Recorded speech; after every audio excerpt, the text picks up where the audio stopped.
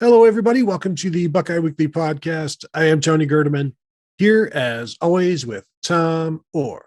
Tom, how's it going?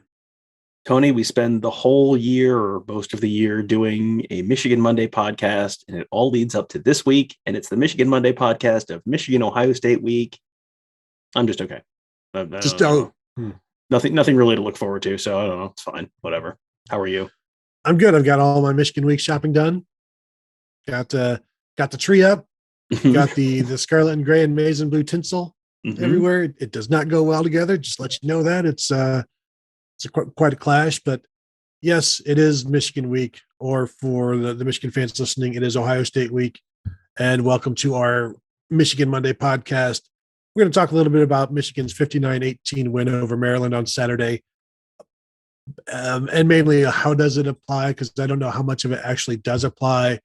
And also ask, why did Jim Harbaugh do some of the things he did and show some of the things he showed? Because maybe they could have been useful against Ohio State. But we're not going to sit here and try to tell somebody how to do their job. That's not what we do. It's not what we would want anybody to do to us. But there was some questions that will be raised, and we'll just see how, whether what we saw on Saturday against Maryland shows up against Ohio State or doesn't. And let's talk a little bit about the main theme I'm talking about is Donovan Edwards, freshman running back for Michigan, carried the ball 3 times for 8 yards. He's the backup to Hassan Haskins right now that Blake Corum's out, but 10 catches on 11 targets for 170 yards. There was one 77-yard wheel route that he made some moves on, some screens, and a lot of these others felt like outlets. But if you're targeted that much, it feels like you went into the game thinking about it, because it's for the backup running back to have 10 catches and be targeted as much as he was.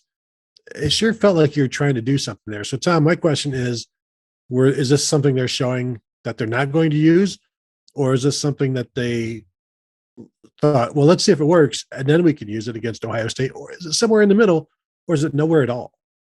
I was trying to figure this out, because we'll talk about another one on special teams where it was like, why would you show that the week before Ohio State? And that one I think may be more the throwback on the kickoff. That may be more, we don't want to do this and take this kind of chance against Ohio State, but we're going to make Ohio State have to work on this in practice and waste some time in practice working on this. The Donovan Edwards one was much stranger to me, because either it means this is something they're going to make Ohio State worry about, and then they're not expecting to use Donovan Edwards in the Ohio State game because maybe Blake Corum's back or whatever, or they didn't feel that they could throw to any of their other receivers and move the ball consistently against Maryland, which should be a concern if that's the case. But you look at the stats and it's like the leading receiver other than Donovan Edwards was Cornelius Johnson, 4 catches, 39 yards. Dalen Baldwin, 4 catches, 31 yards. Roman Wilson, 2 catches, 25 yards. And then it's like, and then 2 for 11, 2 for 11, 1 for 26, 1 for 18, 1 for 13. I mean, that's just, they finished with 352 yards passing. But the other 29 attempts that went to people other than Donovan Edwards netted out 178 yards. I mean, that's not great. You mean less than 6 yards per attempt? That's really not great. So is that a more of a statement about what they view the rest of their receiving core as? Or I don't understand, if you're going to use that against Ohio State, why put that on film? Why, he was playing the Chris Evans role, which they've used to great effect in the past. But if that's, that's a surprise you spring on Ohio State, not a game where you're going to win by 3 touchdowns regardless. Yeah, I'm still baffled by it. And you look at Andrew Anthony had an incredible catch in this game. Mike Sanders still had a great catch in this game. It was their only 2 catches. And you think, reward those guys. They were only targeted, each only targeted once. They made outstanding catches in those 2 attempts. Cornelius Johnson targeted 6 times, 2 catches. Dalen Baldwin 6 times, 4 catches. I have not gone and watched it and charted the distance downfield that Cade McNamara has thrown in this game. I probably will. who knows? We already know he's not very good past 5-10 yards, or not as good. I don't want to say very good, especially this week when it could come back to haunt me and people will hunt me down as they have done since 2005 when I dared to predict Ohio State would lose to Michigan, and some people still haven't forgiven me or forgotten. But Cade McNamara in this one, 21 of 28 for 259 yards, 2 touchdowns, sacked once, the long of 77 yards, which was the wheel route to Donovan Edwards. JJ McCarthy gets into this one, runs the ball a couple times, throws two rushes for 19 yards and a touchdown, throws it 5 times for 5 completions for 58 yards. His touchdown run, however, Tom, he muffed the snap. Snap went on the ground. Again, he's put the ball on the ground quite a bit in his last 2 appearances, didn't play the week before. So in his last two games, he's put the ball on the ground 3 times and does not touch it a whole bunch. So that has to be a concern. I think they need him against Ohio State. I expect him to play against Ohio State. He can stretch the field with his arm and with his legs, and they need as many weapons as they can find. But that ball security has to be pounded into him this week. Yeah, that he is a risk that they probably have to take this week because I think they're going to have trouble keeping up with Ohio State's offense. But yeah, there is a scenario where he makes a couple big plays either with his arms or his legs and leads Michigan to like this dramatic close victory. There's also a scenario where he turns the ball over and loses the game. Like we have literally seen that scenario already happen this season. If he's turning the ball over, I don't think they're losing a close game like they did to Michigan State. Like if they turn the ball over, because they play him a lot in the red zone.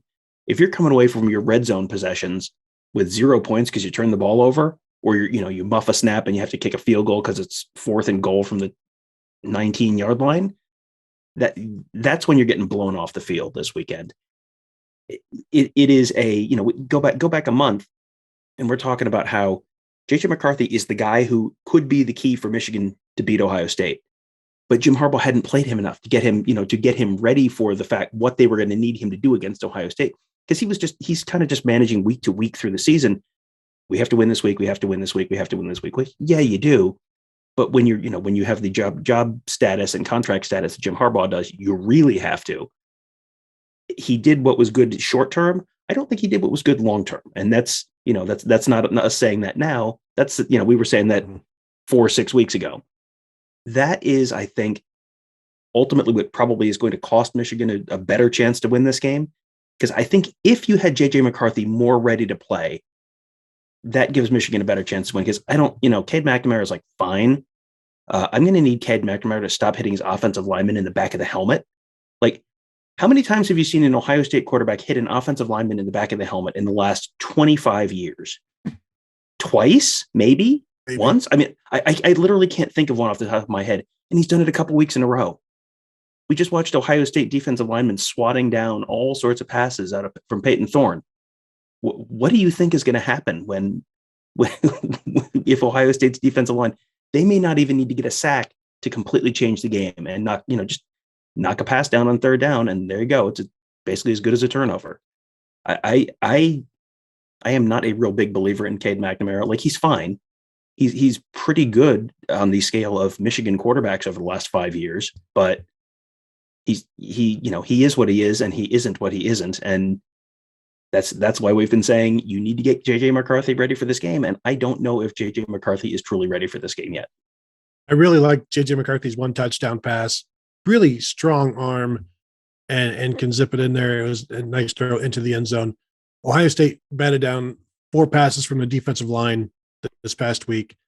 And you combine that with, I don't know, what's the over under on helmets hit by Cade McNamara this week? I have to put it at 1.5. So if you're telling me like 5 or 6 passes are going to get knocked up in the air, you better hope Ohio State doesn't come down with any of those, because you can't afford to lose possessions against this Ohio State offense. And Ohio State's probably not going to score in their first 7 possessions, but they may score on 4 of them. And that 4 may be enough just in the first half to outscore Michigan for that entire game. Michigan rushes for 151 yards in this one. Hassan Haskins, 78 yards rushing on 20 carries, long of 12. JJ McCarthy had the team's long of 14 yards. There's the explosion that they would get from Blake Corum or sometimes from Hassan Haskins. Not there this week. I think it's 3 weeks now. Hassan Haskins has 78 carries over the last 3 weeks. So he's been very busy. I don't know that he's wearing down because he's not all that different than what he's been. It's been 4 to 5.5 yards a carry, and he was at 3.9 in this one. I think maybe we're seeing teams. I don't know how much they fear the Michigan running attack now. And maybe that's because there is no Blake Corum and they pretty much know what they're getting with Hassan Haskins and they can handle it. And just if you muddy up the line of scrimmage, he's not going to bounce it out. He might break through, but he's not that kind of guy. And he's good. He's good at what he does. He is what he is. And Ohio State just played a better running back this past week in Kenneth Walker. Yeah, and Hassan Haskins is like fine. He is an effective running back for what they need in certain circumstances. He's not just generally the type of running back who's going to hit the big play against Ohio State. And Ohio State has played a lot of running backs this year and not given up much to any of them. Blake Corum was a little bit the wild card here because I feel like if someone's going to rip off a 25-yarder, 30-yarder at some point, it's going to be Blake Corum. He did not play against Maryland. He was dressed. He was in uniform. Michigan spokesman told one of the newspapers up there that he was available. So, if he's available, if he's dressed, presumably that means he's going to play next week. And it was just, hold him out and keep him as fresh and healthy as you possibly can before the Ohio State game. But yeah, Hassan Haskins is, if you're averaging 3.9 yards per carry against Maryland, that is not magically going to translate to 6 yards per carry against the Ohio State defense unless something significant changes. And maybe Corum can be that guy for them.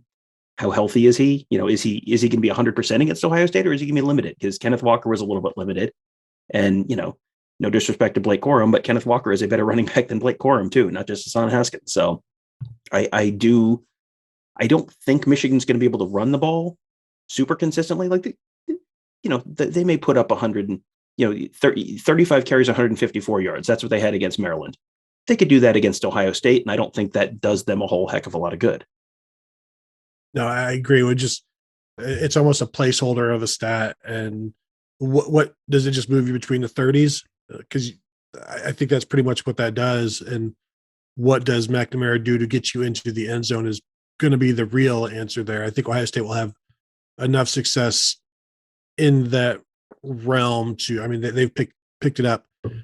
And then you look at the Michigan defense, because Michigan's defense is giving up some running yards now, taking out in terms of what Maryland gained, eliminating the sacks, 205 yards rushing. Let's say 198 because Penny Boone did lose some. So this wasn't all Talia Tagovailoa, but Maryland essentially rushes for 200 yards on 43 attempts. So you're talking a little bit under 5 yards a carry, and that's pretty good for having that kind of control. It's more yards than Michigan should be giving up to Maryland at this point in the season. It's if they're giving up 200 to Maryland, they may only give up 200 to Ohio State, but I would expect it would be fewer carries and there'd be some passing yards to go along with it. So I think that is a concern. And really, we've seen that a little bit from the past couple of Michigan opponents as I'm looking through where teams have had some success here and there. And I know Penn State rushed for 109 yards, but so much of that was sacks. If you just look at what the running backs did when Sean Clifford would run the ball, they had some success. Michigan State, 199. And you can look at these numbers and take away the sacks, especially when you consider, I think Michigan had 2 sacks in this game. One was Vincent Gray on a blitz when there were trips to the right. He was on the left and just didn't go over there, and they let the safety take care of it, and he just blitzed and got the sack. Another must have come in the fourth quarter, because I did not watch the fourth quarter. It is by somebody I've never heard of. It was a backup. So they did a pretty good job on Ojabo and Hutchinson and the interior of the defensive line. And that's a positive for Ohio State as well. If you want to apply look, David Ojabo and Aiden Hutchinson can be contained a little. They were quiet. Yeah, and that I think. I mean, you're gonna hear us say that a lot this week, but that's gonna be the key to this game next week: is can Ohio State block those two dudes? Because if they can block those two dudes, I think Michigan's gonna have some big problems. And Ohio State's tackles are probably the best Michigan has faced all year. So that's gonna be, that's one of those. If you tell me what happens there, I will tell you what's gonna happen in the game. Yeah, it is a concern to your point on the running game. Tayon Fleet Davis, 6.5 yards per carry, and his long was 25. So it wasn't like it was just like, well, 160 yarder and it really skewed everything. Like they were consistently moving the ball on the ground and against Michigan. That's a concern because Michigan is going to probably have to try and rely on those two guys to get home. Because if you're not getting home with those two guys, with Ajabo and Hutchinson, and you have to bring pressure. Are you familiar with the work of the Michigan secondary against Ohio State over the last half decade or so? It's not great. I'm not convinced that this is not the best Ohio State wide receiver core in school history. Like maybe 3 of the 5 best wide receivers in school history all playing at the same time. I'm not sure the Michigan secondary has been tested like they are going to be against Ohio State this weekend. It feels like they desperately need Hutchinson and Ajabo to get home, at least get pressure, get in CJ Stroud's face, try and get him off, get speed up the clock in his head. You're going to have to do something like that. Because if you have to constantly bring 5 guys or even 6 guys at times, like that's when you're going to see some big plays. And, Ohio State also has a running back they can swing the ball out to who's pretty good in the open field if, in some of those cases. Yeah, there's that. There's Travion Henderson. I'm starting to think you're seeing the success be had on the ground against Michigan. Everybody's thinking Ohio State's just going to throw. They can run it on Michigan. The more and more I see, it's just a matter of do they need to? And that's something we saw against Michigan State. We've seen against other teams like, Ohio State doesn't need to run because it's easier to throw for 12 yards than run for 6. It's there. The math is very simple. The drop back, a quick throw, boom, 12 yards, first down. Let's do it again. Let's see what do we want to do on first down? Okay, we'll throw again because people were expecting us to run and we didn't. And it becomes very easy. And you've got Michigan with starting a freshman safety in that nickel package. And there's some questions there. He's been fine to this point, but everybody's been fine to this point because they have faced no legitimate passing attacks. And I have been impressed with what we're seeing from DJ Turner. And he had a pick 6 in this one and continues to probably be arguably their best corner this season.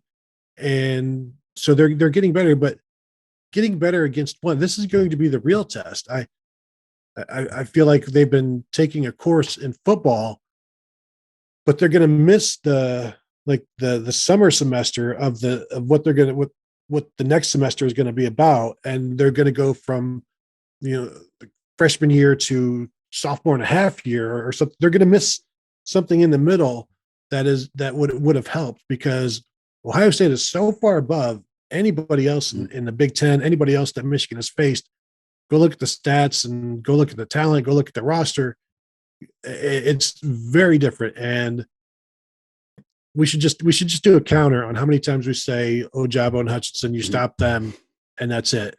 And because it's going to be often repeated because I don't think it can be said enough because that for me is the key. And if those guys are contained, I don't see how Michigan wins this game. They need those guys, in fact, to both have big games for Michigan to make this a 4-quarter game. They could have a big game and still lose. Yeah, and I mean the two of them together combined for 1 tackle for loss against Maryland. If that happens, this is going to be ugly on Saturday. Like ugly. I think they are both fantastic players. But in the same way that there is a big gap between what they've faced in terms of passing offenses to Ohio State, there's a big gap between being able to do that against Penn State's turnstiles, against Ohio State, and then against Ohio State's tackles. Like Ohio State's tackles are some of the, Ohio State throws the ball a lot, and their tackles have given up 1 sack this year, 2 sacks. I mean, it's whatever the number is, it's very, very low. that is, I mean, that's going to be it. That's going to be what determines the game. To your point earlier, DJ Turner has been fantastic. DJ Turner has been like a revelation the last couple of weeks. Like he had a really good tackle right by the goal line against Penn State, pick 6 this week.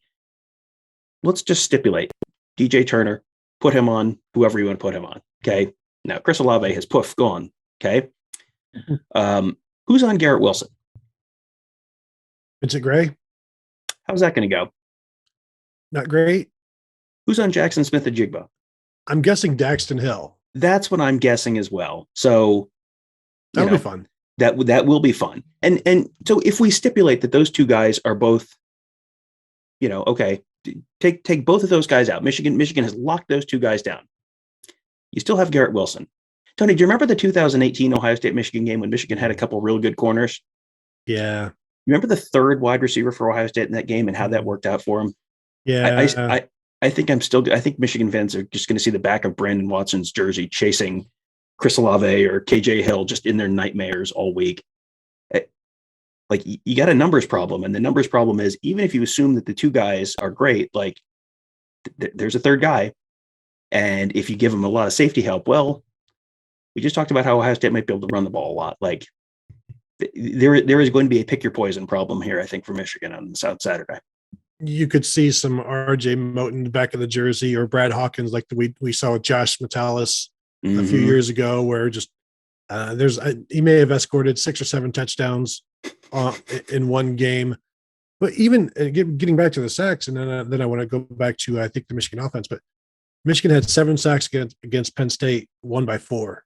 Mm-hmm. Like that tells you that you can harass and bring the quarterback down, but if the offense doesn't complement the defense, it's still going to be difficult for Michigan to overcome Ohio State. And with that Michigan offense, I've said this before, I think what Cade McNamara does with the short game leads into better what Ohio State does defensively. We've talked about the Ohio State pass defense being susceptible to the intermediate stuff.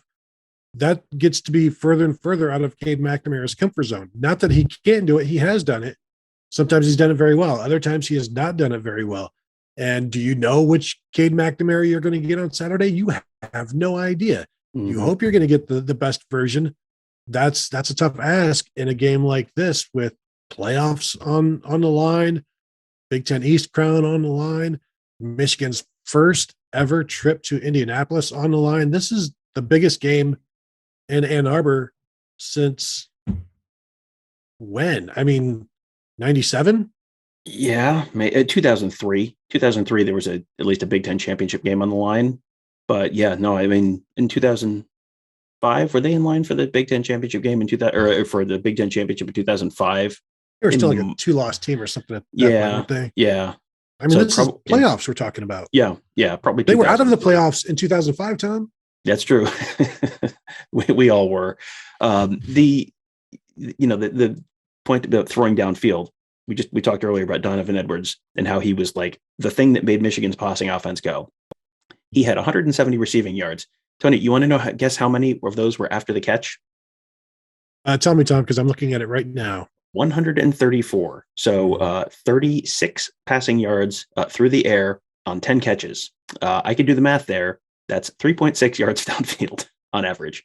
I mean, it seems like Ohio State. I mean, is Ohio State at all worried about deep throws? It seems like Ohio State just kind of has to keep stuff in front of them. And, Michigan is going to have to get out of their comfort zone in order to probably attack the Ohio State defense successfully this weekend. And, if Michigan played Ohio State in September, I think this game could have gone very differently.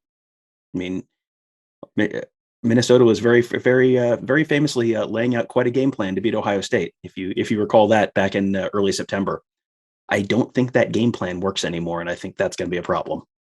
Do you think there will be any retweeting of the tweet you're referencing this week? Not by me, but I cannot speak for other users of Twitter.com, and I suspect I know the answer. It is very a very different blueprint for that Ohio State team compared to this Ohio State defense.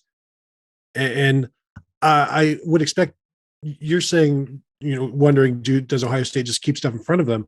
I think they could just be aggressive. And I know Ryan Day has talked about wanting better coverage because of the stuff being open in front of them. And he would prefer that not to be, because are you concerned about the deep throws when Mike Sanders still has gotten better? And again, his long catch was 13 yards, but it was a really good catch. Roman Wilson can get downfield, has a bad hand. Cornelius Johnson has been the outside guy. They don't really have a deep threat. They have guys who have caught deep balls, but it's not something it's not anybody's specialty. It's not what they've had in the past with a number of guys that I can't, that would excel with the 50-50 balls under Shea Patterson, like Nico Collins, throw the ball up to him, throw it up to him 4 times and let him go get it 3 instead of throwing it up once and letting him come down with it for a 50-yard gain. It's like, well, you should do more of that. And they don't have anybody like that. And maybe they think, I guess if they thought Cornelius Johnson would be that, they do it more, but they don't have the quarterback for that can, he can throw it up for grabs, but it's not going to be necessarily in the area where it's more of a 55-45, like where he throws it up. Sometimes it's not necessarily an advantageous jump ball for a receiver. So I wonder how much downfield they will manage. They have to try though, Tom. They have to, and I think you may see JJ McCarthy in that role where he's been a little bit more of the big arm guy for Michigan this year, and you've seen some downfield that worked out great. You've seen some downfield that you were like watching between your fingers, like, oh no, don't do that. Was it one of the Mac games, I think, where he threw it like back across his body all the way across the field, like from outside of the numbers on one side, outside of the numbers on the other. And it went for a long touchdown. And it was like, oh Lord, that was the worst decision I've ever seen. And it somehow worked out. He has, he's come a long ways from where he was at the beginning of the season. I don't know if he's to the point where they can, if he had taken over as the starting quarterback a month ago, 6 weeks ago, I think they have a better chance to maybe hit some of those big plays. Because I don't think they're going to be able to win the game running the ball.